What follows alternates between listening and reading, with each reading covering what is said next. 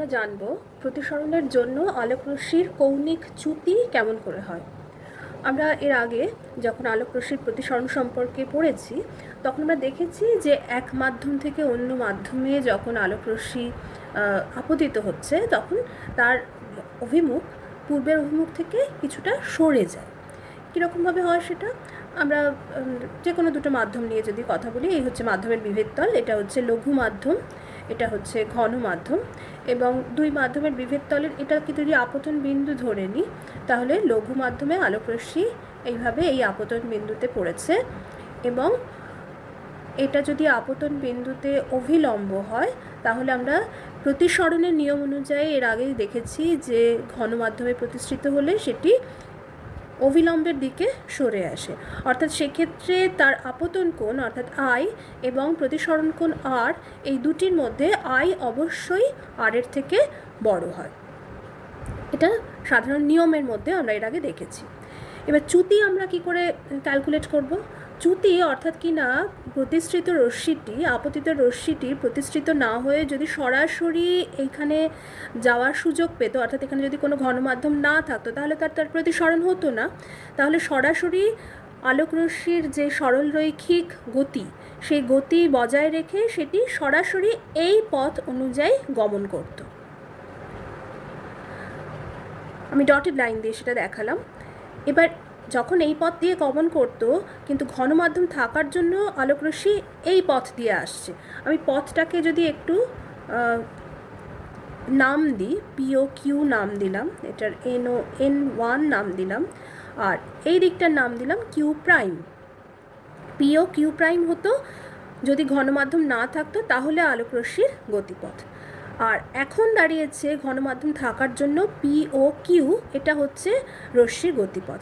তাহলে রশ্মি কৌণিক সরণ হয়েছে কতটা? এই এতটা কৌণিক সরণ হয়েছে। এই কৌণিক সরণটার আমরা নাম দিচ্ছি হচ্ছে ডেল্টা। এটাই হচ্ছে কৌণিক চ্যুতি, অর্থাৎ প্রতিসরণের ফলে প্রতিষ্ঠিত রশ্মিটি আপতিত রশ্মির অভিমুখ থেকে যত ডিগ্রি কোণে সরে যাচ্ছে তাকে প্রতিসরণের জন্য ওই আলোকরশ্মির কৌণিক চ্যুতি বলা হবে। তাহলে এখানে ডেল্টা হচ্ছে কৌণিক চ্যুতি। ডেল্টার এখানে নামকরণ কি হচ্ছে দেখো, Q O Q prime, angle Q O Q prime. এটাকে আমরা মাপবো কেমন করে? Angle Q O Q prime মানে হচ্ছে, আমরা যদি পুরোটা ধরি, Q prime O N1 minus হচ্ছে জাস্ট কিউ ও এন, অর্থাৎ কিনা প্রতিসরণ কোণ, অর্থাৎ এই পুরোটা থেকে যদি এই ছোট্ট অংশ বাদ দিই তাহলে আমি পেয়ে যাব ডেল্টার মাপ। তাহলে কিউ প্রাইম ও N1 এই পুরোটা মানে কত? দেখো এই কোণটা এবং এই কোণটা হচ্ছে পরস্পর বিপ্রতীপ কোণ, অর্থাৎ NOP ইজ ইকুয়াল টু হচ্ছে কিউ প্রাইম ও N1। এখানে আমি লিখে দিচ্ছি, যেহেতু কোণ NOP is equal to angle Q prime O N1, তাহলে NOP মানে হচ্ছে আই। তাহলে এখানে আমরা সরাসরি বসিয়ে দিলে কি পাবো? I minus R, QA N1 যেটা, সেটা হচ্ছে আর এর সমান। তাহলে আমরা এখানে পেয়ে গেলাম, যেহেতু আই গ্রেটার দেন আর, তাহলে আমরা এখানে পেয়ে যাচ্ছি যে কিউ ও কিউ প্রাইম, অর্থাৎ যেটা কি না কৌণিক চ্যুতি ডেল্টা দিয়ে আমরা এটাকে ডিনোট করে থাকি, delta is equal to i minus r. এইবার এই নিয়মটা কিন্তু সব সময় একই রকম থাকবে না। আমরা আরও একটা ছবি আঁকছি, দেখো সেখানে কিন্তু নিয়মটা একটু বদলে যাচ্ছে। এক্ষেত্রে ছবিটা হবে ঘন মাধ্যম থেকে যখন লঘু মাধ্যমে আলোকরশ্মি প্রতিষ্ঠিত হচ্ছে। আমি আবারও অভিলম্বটা আগে এঁকে নিলাম। তাহলে ঘন মাধ্যমে আলোকরশ্মি এসে পড়লো এবং সেটা লঘু মাধ্যমে যখন যাবে, তোমরা এর আগে নিয়ম অনুযায়ী জেনেছো যে সেটা অভিলম্ব থেকে দূরে সরে যাবে। তাহলে এটা যদি আই হয়, এটা হচ্ছে আর, এবং এক্ষেত্রে আই লেস দেন আর। আগের মতো আমরা এখানে নামকরণটা করে দিই পিও কিউ, এবং এখানেও খেয়াল করো, এটা পুরোটা ছবি আশা করি দেখতে পাচ্ছ সবাই স্ক্রিনে। এখানেও খেয়াল করো, এখানে যদি এই লঘু মাধ্যম না থাকতো তাহলে আলোকরশ্মি গমন করতো এই পথ, সরল রৈখিক পথ অনুসরণ করে এই পথ বরাবর গমন করতো। এটার নাম আমরা দিলাম কিউ প্রাইম। একই রকমভাবে তাহলে আলোকরশ্মি এই পথ বরাবর যাওয়ার কথা ছিল কিন্তু চলে গেল এই পথটা বরাবর, তার মানে চ্যুতি হলো কতটা? এতটা, এটা কি আমরা বলবো কি ডেল্টা, ঠিক আগের মতো। তাহলে ডেল্টা ইজ ইকুয়াল টু এখানে হচ্ছে আবার কিউ ও কিউ প্রাইম, এবং কিউ ও কিউ প্রাইম মানে কি এই পুরো কোণটা মাইনাস এই কোণটা, এটা কত হচ্ছে দেখো, angle Q o n one minus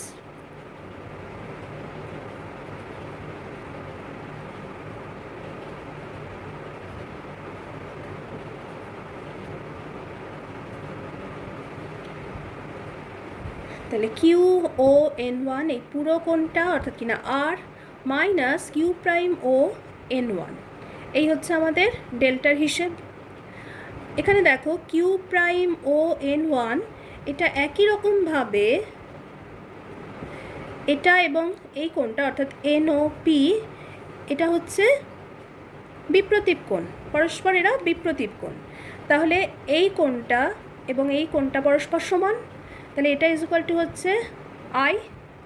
তাহলে দেখো এখানে আমরা যদি বসিয়ে দিই কিউ এ এন ওয়ান অর্থাৎ কিনা কিউ ও এন ওয়ান মানে আর, আর q prime o n one মানে হচ্ছে আই, তাহলে ডেল্টা ইজ ইকুয়াল টু আমরা পেয়ে গেলাম আর মাইনাস আই। তাহলে এটা হচ্ছে আর একটা রিলেশন কৌণিক চ্যুতির। তাহলে আমরা দুটো রিলেশন পেলাম, একটা রিলেশন পেলাম এইটা যখন কিনা আলোকরশ্মি প্রতিসরণ ঘটাচ্ছে লঘু মাধ্যম থেকে ঘন মাধ্যমে, তখন কৌণিক চ্যুতি is equal to delta is equal to i minus r, যেখানে আই গ্রেটার দেন আর। আর এই ক্ষেত্রে যখন ঘন মাধ্যম থেকে লঘু মাধ্যমে আলোকরশ্মির প্রতিসরণ হচ্ছে তখন delta is equal to r minus i, যখন আর গ্রেটার দেন আই। আমরা এখন পড়ব সমান্তরাল কাচফলকে কিভাবে আলোকরশ্মির প্রতিসরণ ঘটে। এই একটা সমান্তরাল কাচফলকের ছবি আমি রাফলি এঁকেছি। এই ছবিটা খেয়াল করো, এটা একটা সলিড কাচের মাধ্যম। এখানে 6টা তল আছে, ওপরে একটা তল, নিচে একটা তল, দুটো, আর 1 2 3 4, এই মোট 6টা তল এখানে রয়েছে। এদিকের সারফেস এবং এদিকের সারফেস, যদি কোনো বস্তু ওদিকে থাকে তাহলে এদিকে আলোকরশ্মি প্রতিষ্ঠিত হয়ে তার প্রতিবিম্ব তৈরি করে। তার মানে দুটো বিপরীত পৃষ্ঠ দিয়ে আমরা কিন্তু আলোকরশ্মির গতিপথটা ভালো করে বুঝে নিতে পারি। এবং আরেকটা ব্যাপার, আমরা এইভাবেই আলোকরশ্মির প্রতিসরণটা এখানে দেখাবো। এই সব তলগুলোই কিন্তু প্রতিসারক তল হিসেবে কাজ করবে। সলিড একটা আয়তাকার ফলক 6টা তল দিয়ে তৈরি এবং তলগুলো পরস্পর সমান্তরাল, এটাই হচ্ছে এখানে বলবার মূল বিষয়। আর যে কোনো দুটো বিপরীত তল এখানে প্রতিসারক তল হিসেবে কাজ করছে, এটা হচ্ছে দ্বিতীয় বলবার বিষয়। আমরা এখানে এই স্ল্যাবের একটা ছেদ আমরা এঁকে নিচ্ছি, এই হচ্ছে সেই ছেদ। এর মধ্যে দিয়ে আমরা বোঝানোর চেষ্টা করছি যে আলোকরশ্মি কীভাবে প্রতিষ্ঠিত হয়। দেখো এর ছেদ আঁকছি, তার মানে এইটা একটা প্রতিসারক তল, এটা একটা প্রতিসারক তল বলে আমরা ধরে নিচ্ছি। এই হচ্ছে আলোকরশ্মি এসে পড়লো এই তলে, তলের একটা নাম দিলাম A B C D. AB তলে এসে পড়লো, এবি তলের এটা ধরলাম আমি ও বিন্দু। এখানে আমরা একটা অভিলম্ব এঁকে নিলাম, অভিলম্বের নাম দিলাম এন ও এন ওয়ান, আর এই রশ্মিটার নাম দিলাম পি ও। এটা যখন আবার প্রতিষ্ঠিত হলো এর মধ্যে এই পথে, এটার নাম দিলাম ও প্রাইম। তাহলে পি ও প্রাইম এই হচ্ছে রশ্মির গতিপথ।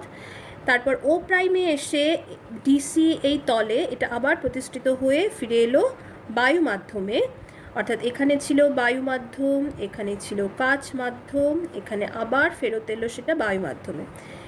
ও প্রাইমেও আমরা এরকম একটা অভিলম্ব টেনে নিচ্ছি, এটার নাম দিলাম N1 ও প্রাইম, N2 ও প্রাইম, N3 এই একটা নাম দিয়ে দিলাম, আর PO ও প্রাইম Q দিলাম এই পুরো আলোকরশ্মির গতিপথটাকে। এটা যদি হয় প্রথম ও বিন্দুতে আপতন কোণ, তাহলে এখানে আমরা দিচ্ছি এটা প্রতিসরণ কোণ হিসেবে R1 নাম দিলাম। এখানে কাচ মাধ্যমে আপতন কোণ আমরা নাম দিলাম R2, যদি দেখতে না পাও আমি এখানে লিখে দিলাম R2, আর এটা হচ্ছে I2 নির্গমন কোণ। তাহলে প্রতিষ্ঠিত হলো, দেখতেই পাচ্ছ রশ্মিটা বেঁকে রয়েছে, বেঁকে গেছে। এবার আলোকরশ্মি যখন এক মাধ্যম থেকে অন্য মাধ্যমে এরকম প্রতিষ্ঠিত হচ্ছে তখন স্নেলের ল আমরা এখানে কাজে লাগাই। স্নেলের ল আশা করি তোমাদের মনে আছে, মাধ্যম এখানে আমি একটু ছোট করে এঁকে নিচ্ছি তোমাদের একটু বোঝানোর জন্য। এটা যদি মাধ্যম 1 হয়, এটা যদি মাধ্যম 2 হয়, এই হচ্ছে আলোকরশ্মি আসছে, এই আলোকরশ্মি প্রতিষ্ঠিত হলো, তাহলে এটা I1, এটা যদি R1 হয় তাহলে sine I1 by sine R1 is equal to হচ্ছে 1 মিউ 2, অর্থাৎ মাধ্যম 1 সাপেক্ষে মাধ্যম 2 এর প্রতিসরাঙ্ক। আবার যদি ধরো যে এটা এরকম হতো, আলোক প্রত্যাবর্তিতার নীতি অনুযায়ী আলোকরশ্মি এই মাধ্যম থেকে এই মাধ্যমে গেল, 2 নম্বর মাধ্যম থেকে 1 নম্বর মাধ্যমে গেল, তখন কি হবে? তখন এটা হয়ে যাবে তখন আপতন কোণ, আর এটা হয়ে যাবে তখন প্রতিসরণ কোণ, অর্থাৎ তখন হয়ে যাবে sine R1 by sine I1 is equal to, তখন হয়ে যাবে 2 নম্বর মাধ্যম সাপেক্ষে 1 নম্বর মাধ্যমের প্রতিসরাঙ্ক, অর্থাৎ 2 মিউ 1। তাহলে এই দুটোকে যদি গুণ করে দিই তাহলে দেখো কি আসবে। আমি এটা একটু এর মানে এর ভূমিকা হিসেবে বলে নিচ্ছি, তাহলে তোমাদের বুঝতে সুবিধা হবে। 1 মিউ 2 ইন্টু 2 মিউ 1 যদি গুণ করে দিই তাহলে আসবে হচ্ছে sine I1 by sine R1 into sine R1 by sine I1। তাহলে দেখো সব কেটে গিয়ে হয়ে গেল কি 1, অর্থাৎ আমি এটা দিয়ে এটা বুঝতে পারছি যে 1 মিউ 2 ইন্টু 2 মিউ 1 এটা ইজ ইকুয়াল টু হচ্ছে 1। তাহলে এখান থেকে আরও একটা জিনিস পরিষ্কার, সেটা হচ্ছে 1 মিউ 2 মানে হচ্ছে 1 বাই 2 মিউ 1। এই জিনিসটা আমরা এখানে অ্যাপ্লাই করব। কিভাবে অ্যাপ্লাই করব দেখো, প্রথম হচ্ছে ও বিন্দুতে যে আপতন কোণ এবং প্রতিসরণ কোণের যে অনুপাত, সেটা স্নেলের ল যখন অ্যাপ্লাই করছি আমরা কিভাবে পাচ্ছি, এখানে আমরা এইভাবে লিখতে পারি এটাকে sign I1 by sine R1। এখানে যেহেতু মাধ্যমগুলো আমি বলে দিচ্ছি, বায়ু মাধ্যম, কাচ মাধ্যম, তাহলে এটা হচ্ছে এয়ার, এটা হচ্ছে গ্লাস, তাহলে বায়ু সাপেক্ষে কাচের প্রতিসরাঙ্ক, অর্থাৎ আমরা লিখছি এখানে A মিউ জি, যেটাকে 1 মিউ 2 বলে লিখেছিলাম সেটাকে A মিউ জি বলে লিখলাম, হয়ে গেল।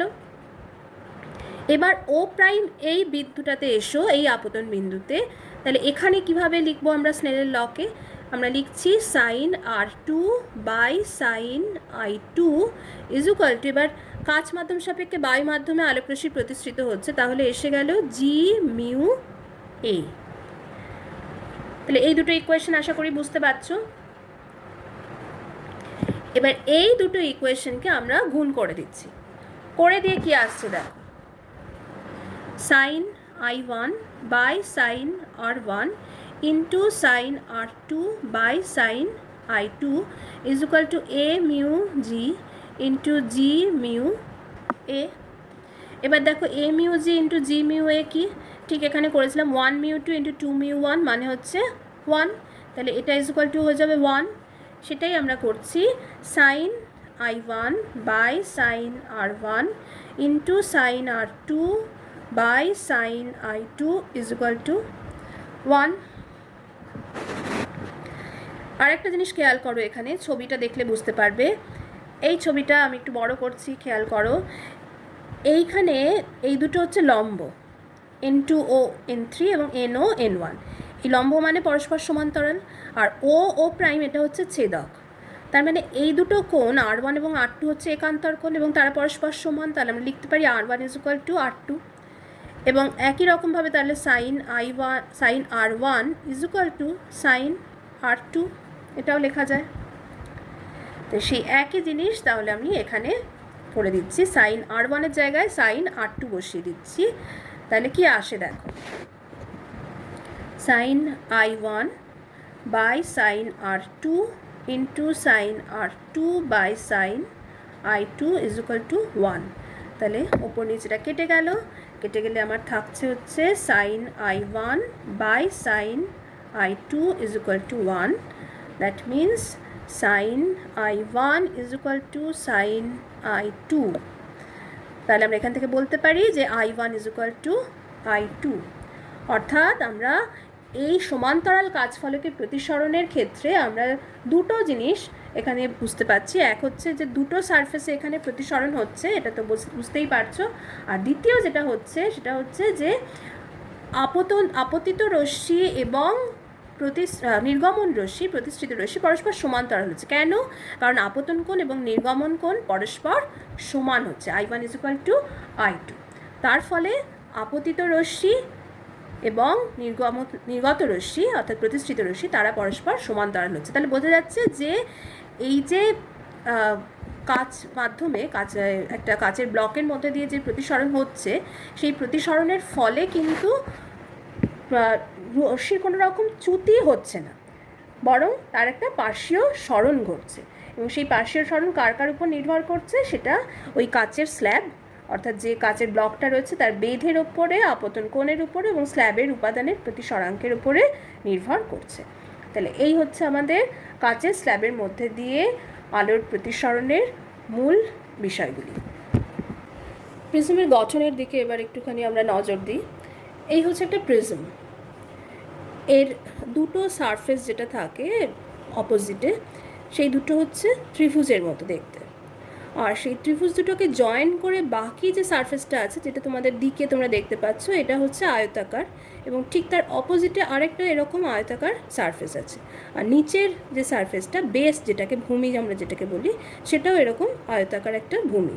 অর্থাৎ তিনটে আয়তাকার এবং দুটো ত্রিভুজাকৃতি তলদেশ দিয়ে বেষ্টিত একটা সলিড কাচের মাধ্যম হচ্ছে প্রিজম। এই প্রিজমের এই দুটো সারফেস হচ্ছে এর প্রতিসারক তল। অর্থাৎ এটাকে যদি আমরা কেটে নিই তাহলে এদিকটা একটা প্রতিসারক তল আমরা পাবো, এদিকটা একটা প্রতিসারক তল আমরা পাবো। এবং সেই অনুযায়ী আমরা প্রিজমের যে প্রধান ছেদ হিসেবে আমরা দেখাই, সেটা হচ্ছে এরকমভাবে আমরা দেখাই। এত বড় প্রিজম তো আঁকা যায় না, তার একটা প্রধান ছেদ হিসেবে আমরা এই সারফেসটাকে এরকমভাবে দেখাই। তাহলে এটা একটা প্রতিসারক তল, এটা একটা প্রতিসারক তল। তাহলে এই হচ্ছে আমাদের প্রিজমের গঠন। এবার এই প্রিজমের মধ্যে দিয়ে আলোকীয় প্রতিসরণ কিভাবে হয় সেটা আমরা একটুখানি এখন দেখে নেব। আলোকরশ্মি যখন প্রিজমের মধ্যে দিয়ে যায়, একটু বড় করে আমি প্রিজমটা আঁকছি।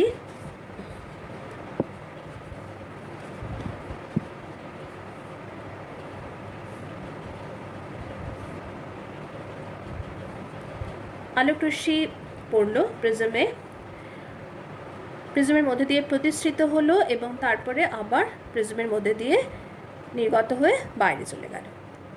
এবার দুটো সারফেসেই দেখো, এটা একটা প্রতিসারক তল, এটা আরেকটা প্রতিসারক তল। দুটো সারফেসেই এই যে আপতন বিন্দু, এখানে আমরা একটা অভিলম্ব টেনে নিই ঠিক আগের মতো।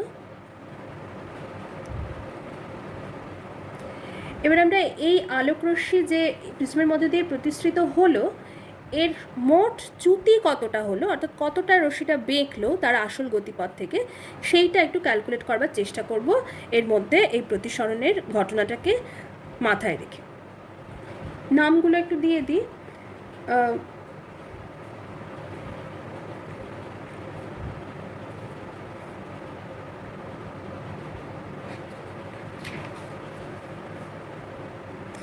PQST পথে আলোকরশ্মি প্রতিষ্ঠিত হলো। তার উপরে কিউ বিন্দুতে, কিউ যে প্রতিসারক যে আপতন বিন্দু আছে, এই প্রতিসারক তলের উপর, প্রতিসারক তলেরও একটা নাম দিয়ে দিই, ABC যদি প্রধান ছেদটা বলি, তাহলে AB হচ্ছে প্রতিসারক তল, তার উপরে কিউ হচ্ছে আপতন বিন্দু, এবং তার উপরে আমরা NO বলে একটা অভিলম্ব টেনে নিলাম। একই রকমভাবে এই AC প্রতিসারক তলের উপরও যে আরেকটা আপতন বিন্দু রয়েছে, অর্থাৎ কিনা S আপতন বিন্দু, তার উপরে আরও একটা অভিলম্ব টেনে নিলাম N1O বলে। এই দুটো অভিলম্ব পরস্পরকে O বিন্দুতে ছেদ করেছে। আশা করি তোমাদের দেখতে অসুবিধা হচ্ছে না, একটুখানি বাড়িয়ে দিলাম আমি, এরপর ছোট করে দেব। এইবার দেখো, আমরা যদি চ্যুতিটা ক্যালকুলেট করতে চাই কিভাবে করব। এই সারফেস যদি না থাকতো তাহলে এটা যেত হচ্ছে এইভাবে, সরাসরি সোজা বেরিয়ে যেত আলোর সরলরৈখিক গতির জন্য, এই PQ গতিপথে যে আলোকরশ্মি যাচ্ছে। আর এই সারফেসটা না থাকলে TS এই আলোকরশ্মিটা কোথা থেকে আসতো? আমরা যদি এটাকে পেছন দিকে বাড়িয়ে দিই তাহলে এই জায়গা থেকে আসতো। এবার দুটোর মধ্যেকার যে অ্যাঙ্গেল দেখো, এতটা কিন্তু শিফট করেছে দুটো আলোকরশ্মি, অর্থাৎ কিনা এটাকে আমরা ডেল্টা দিয়ে ডিনোট করতে পারছি। এটাকেই আমরা বলছি হচ্ছে কৌণিক চ্যুতি। আমরা এখানে এই ছেদবিন্দুটার নাম দিলাম R, আর এদিকে এই পয়েন্টটার নাম দিলাম এক্স। তাহলে এক্স আর টি এটা হলো আমাদের ডেল্টা বা কৌণিক চ্যুতি। আর কিছু কিছু নামকরণ আমরা করে দিই, যেমন এটা হচ্ছে আপতন কোণ I1, এটা প্রতিসরণ কোণ R1, এটা দ্বিতীয় যে সারফেস তাতে আপতন কোণ R2, আর এটা হচ্ছে নির্গমন কোণ I2। ঠিক ওই আগেরটার মতো করে। আশা করি এবার বুঝতে অসুবিধা হচ্ছে না। তাহলে এবার ডেল্টাকে আমরা কিভাবে মাপবো?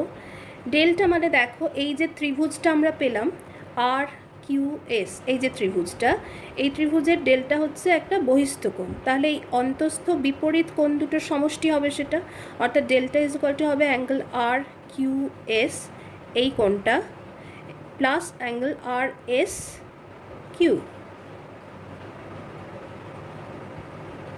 এই আমরা পেলাম। তাহলে তাই যদি হয় তাহলে আর কিউ এস মানে কি? আর কিউ এস মানে দেখো এই পুরো এই অ্যাঙ্গেলটা মাইনাস R1, এই পুরো অ্যাঙ্গেলটা কার সাথে সমান? I1 এর সাথে সমান। তাহলে এই পুরোটা হচ্ছে I1 মাইনাস R1, তাহলে এটা আমরা পেয়ে গেলাম I1 মাইনাস R1। আর এস কিউ একই রকম, এই পুরো অ্যাঙ্গেলটা হচ্ছে I2 সঙ্গে সমান, কারণ এটা বিপ্রতীপ কোণ, ঠিক এর আগে তোমরা দেখেছো এই পুরোটা I2 সাথে সমান। আর তার থেকে এই অ্যাঙ্গেলটুকু যদি বাদ দিয়ে দিই তাহলে আমি পেয়ে যাবো হচ্ছে এই দিকের এই ছোট্ট আর এস কিউ এই অ্যাঙ্গেলটা, তাহলে আমি পেয়ে যাচ্ছি এটা I2 মাইনাস R2। তাহলে এটাকে আমি একটু সাজিয়ে গুছিয়ে লিখলে আসবে হচ্ছে I1 plus I2 minus of R1 plus R2। এই হলো আমাদের হিসেব, যেটাকে ছোটো করে নিলাম। এবার দেখো তাহলে আমরা এখান থেকে কি পাচ্ছি। এটার পরেও আমাদের কিছু কিছু জিনিস রয়ে যাবে, যে কারণে আমরা এটাকে আরেকটু মানে সরলীকরণ করব। কেন করব? কারণ এই প্রিজমের মধ্যে R1 R2 আমাদের পক্ষে মেপে নেওয়া তো সম্ভব না। আমরা খুব সহজে এই ডেল্টা বা চ্যুতির মাপটা পেতে চাই। বাইরের অ্যাঙ্গেল I1 I2 আমরা যেন খুব সহজে মেপে ফেলতে পারবো, ভেতরের অ্যাঙ্গেলটা মাপা আমাদের পক্ষে কষ্টসাধ্য। সেই কারণে আমরা কি করব, এমন একটা কিছু দিয়ে R1 R2কে রিপ্লেস করব যেটা কিনা খুব সহজেই আমরা যার মানটা পেয়ে যাব। সেটা করতে গেলে আমরা কি করব? সেটা করতে গেলে আমরা করব কি, আমরা কিউ ও এস এটার শরণাপন্ন হব, এই ত্রিভুজটার শরণাপন্ন হব, কিউ ও এস। এই কিউ ও এস ত্রিভুজে দেখো এটা তিনটে অ্যাঙ্গেল হচ্ছে R1 R2 আর মাঝখানের এই অ্যাঙ্গেল কিউ ও এস। তাহলে আমরা এখানে বলতে পারি অ্যাঙ্গেল কিউ ও S plus R1 plus R2 এটা ইজ ইকুয়াল টু হচ্ছে 180 ডিগ্রি। তাহলে R1 প্লাস R2 এটা ইজ ইকুয়াল টু হচ্ছে 180 ডিগ্রি মাইনাস অ্যাঙ্গেল কিউ ও এস। আবার দেখো এখান থেকে আরেকটা জিনিস, এই যে এ কিউ ও এস যে চতুর্ভুজ, এখান থেকে আরেকটু তোমাদের বাড়ি আগে দেখিয়ে নিই। এ কিউ ও এস এই যে চতুর্ভুজটা তোমরা দেখতে পাচ্ছ, এই চতুর্ভুজের মধ্যে অ্যাঙ্গেলগুলো খেয়াল করো। এ কিউ ও এই অ্যাঙ্গেলটা হচ্ছে 90 ডিগ্রি অ্যাঙ্গেল, এটাকে ছেদ করছে, তার মানে এটা হচ্ছে 90 ডিগ্রি। এ এস ও এটাও দেখো, এটাও সেই অভিলম্ব ছেদ করেছে, তার মানে এটাও হচ্ছে 90 ডিগ্রি। আর বাকি পড়ে রইল অ্যাঙ্গেল কিউ এ এস আর আরেকটা পড়ে রইল কিউ ও এস। তাহলে এই সব কটা এই চারটে যে অ্যাঙ্গেল, এই চারটে অ্যাঙ্গেলের যে সমষ্টি, সেই সমষ্টিগুলো নিয়ে আমরা তাহলে কি পেতে পারি? আমরা এই এ কিউ ও এস যে চতুর্ভুজ সেখান থেকে আমরা পাচ্ছি তাহলে angle A Q O plus angle A S O plus angle Q A S plus angle Q O S, এটা ইজ ইকুয়াল টু হচ্ছে 360 ডিগ্রি, চতুর্ভুজের চারটে কোণের সমষ্টি। তাহলে এখান থেকে আমরা পাচ্ছি a Q O plus a S o এই দুটো হচ্ছে 90 ডিগ্রি 90 ডিগ্রি মানে 180 degree plus angle Q A S plus angle Q O s is equal to 360 degree. এখান থেকে আমরা পেয়ে যাচ্ছি angle Q A S plus angle Q O s is equal to 360 minus 180 মানে 180 ডিগ্রি। তাহলে এবার এখান থেকে দেখো angle Q A S plus angle Q O S এটা ইজ ইকুয়াল টু হচ্ছে 180 ডিগ্রি। আবার এইখানে দেখো এইটা যদি খেয়াল করো, এটাও ছিল আমাদের, এটার যোগফল ছিল 180 ডিগ্রি। তাহলে এই দুটোকে যদি আমরা এবার ইকুয়েট করি, ইকুয়েট করলে কি পাবো? ইকুয়েট করলে আমরা পাবো angle Q O S plus R1 plus R2 is equal to angle Q A S plus angle Q O S পেয়ে গেলাম। দুটোরই আমরা লেফট হ্যান্ড সাইড এটা এবং এটা আমরা ইকুয়েট করলাম। তাহলে এখান থেকে দেখো কিউওএস এবং কিউওএস এই দুটোকে আমরা উইথড্র করে নিতে পারি দুদিক থেকে। তাহলে পেয়ে গেলাম কি R1 plus R2 is equal two পেলাম অ্যাঙ্গেল কিউএএস। অ্যাঙ্গেল কিউএস মানে এই যে এই অ্যাঙ্গেলটা, এই অ্যাঙ্গেলটা হচ্ছে অ্যাঙ্গেল কিউএস, অর্থাৎ প্রিজমের যে প্রতিসারক কোণ সেটা হচ্ছে আমরা পেয়ে গেলাম এই হিসেবে। তাহলে এটাকে আমরা এই কিউএএস না লিখে আমরা এখানে এটাকে লিখছি অ্যাঙ্গেল এ বলে। তাহলে R1 plus R2 is equal to angle এ। তাহলে আমরা এখানে ডেল্টার যে এই যে আমাদের রাশিমালাটা, সেই রাশিমালাতে আমরা দেখো বসিয়ে দিচ্ছি I1 plus I2 minus R1 plus R2। এখানে বসালাম I1 plus I2 minus R1 plus R2 is equal to angle A. Angle এটা আমরা এখানে এভাবে বসিয়ে দিলাম। তাহলে এটা ইজ ইকুয়াল টু এলো আমাদের ডেল্টা। এই আমরা পেয়ে গেলাম যে প্রিজমের মধ্যেকার চ্যুতি কোণ সমান হচ্ছে I1 প্লাস I2 মাইনাস এ। প্রিজমের বাইরের যে মাধ্যম সেই তুলনায় প্রিজমের উপাদানটা যেহেতু ঘন, সেই কারণে কিন্তু আলোকরশ্মির প্রতিসরণের পর প্রিজমের ভূমির দিকে বেঁকে গেছে। অর্থাৎ এই যে দেখছো এই যে আলোকরশ্মিটা এটা কিন্তু ভূমির দিকে বেঁকে গেছে। যদি উল্টোটা হতো, অর্থাৎ যদি বাইরের দিক মাধ্যমটা ঘন হতো, এটা যদি লঘু হতো অপেক্ষাকৃত, তাহলে কিন্তু এখানে আলোকরশ্মিটা উল্টো দিকে বেঁকে যেত, শীর্ষের দিকে বেঁকে যেত। এই হচ্ছে আমাদের প্রিজমের মধ্যে দিয়ে আলোকরশ্মি প্রতিসরণের ঘটনা এবং সেই সংক্রান্ত যা আমাদের ম্যাথমেটিক্স করতে হবে চ্যুতিকোণ সংক্রান্ত, এটা হচ্ছে সেই। আশা করি বুঝতে পেরেছো।